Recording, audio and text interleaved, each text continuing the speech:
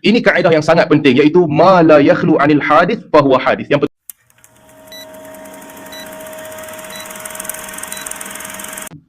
Assalamualaikum warahmatullahi wabarakatuh. Innal hamdalillah nahmaduhu wa nasta'inuhu wa nastaghfiruh wa na'udzu billahi min syururi anfusina wa sayyiati a'malina.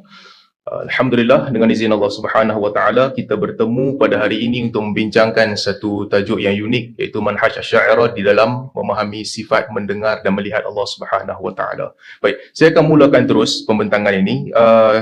Saya nak mula dengan satu kaedah penting yang daripada sini kita akan bincang bagaimana para ulama Asy'ariyah membahaskan masalah sama' dan basar. Al-Imam Al-Ghazali rahimahullah dalam kitab beliau Al-Munqidh min Ad-Dhalal menyebutkan falsafah ketuhanan.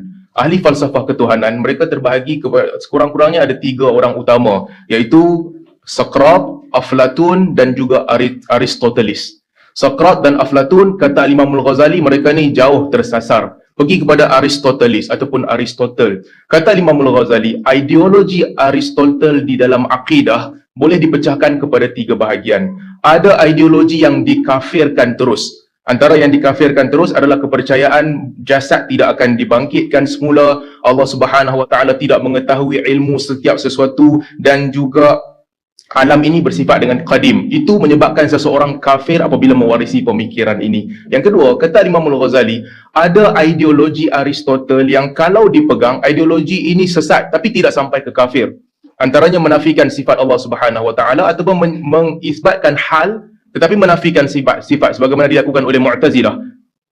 Ustaz Faiz juga sebut tadi, mereka sifatkan Allah Subhanahu wa taala ada ilmu, tetapi ilmun alimun bila ilmin, tanpa ilmu dan sebagainya. Ini semua kata Imam Al-Ghazali dia disesatkan tapi tidak dikafirkan. Yang ketiga, Imam Al-Ghazali menyebutkan ada ideologi penting daripada Asy'ariyah yang diterima pakai, yang daripada Aristoteles yang diterima pakai. Jadi antara perkara penting yang diterima pakai adalah salah satu benda penting yang disebutkan oleh Aristotle dalam metafizik, but it is also impressive for to experience affection to change or to decay is equally impossible for the first mover. Artinya, ini ideologi Aristotle yang sangat penting yang dibawa masuk dan diterima oleh kesemua mazhab-mazhab falsafah dengan perincian yang berbeza, iaitu adalah tidak boleh sama sekali bagi the first mover, bagi penggerak yang pertama merujuk kepada Tuhan, bersifat dengan sifat yang berubah-ubah, bersifat dengan sifat yang decay, berkurangan ataupun berubah-ubah. So daripada kaedah ini dipakai oleh hampir kesemua mazhab, termasuk juga mazhab Asy'ariyah. Aplikasinya di dalam mazhab-mazhab berbeza. Ahli falsafah aplikasinya berbeza dengan Mu'tazilah dan berbeza dengan Asy'ariyah. Cuma di sudut pandangan ulama Asy'ariyah, daripada kaedah inilah terbinanya kaedah penting yang menjadi asas di dalam memahami banyak sifat Allah. Hawadith fahuwa hadith. Apa sahaja yang tidak berpisah daripada perkara baharu, dia juga baharu. Artinya Tuhan tak boleh ada padanya perkara baharu. Kalau ada perkara baharu, Tuhan juga termasuk dalam sistem yang baharu. Ada sebahagian orang kata tak jumpa perkataan ni kecuali dalam buku Ibn Taymiyah. Ini tanda jahil tentang mazhab sendirilah.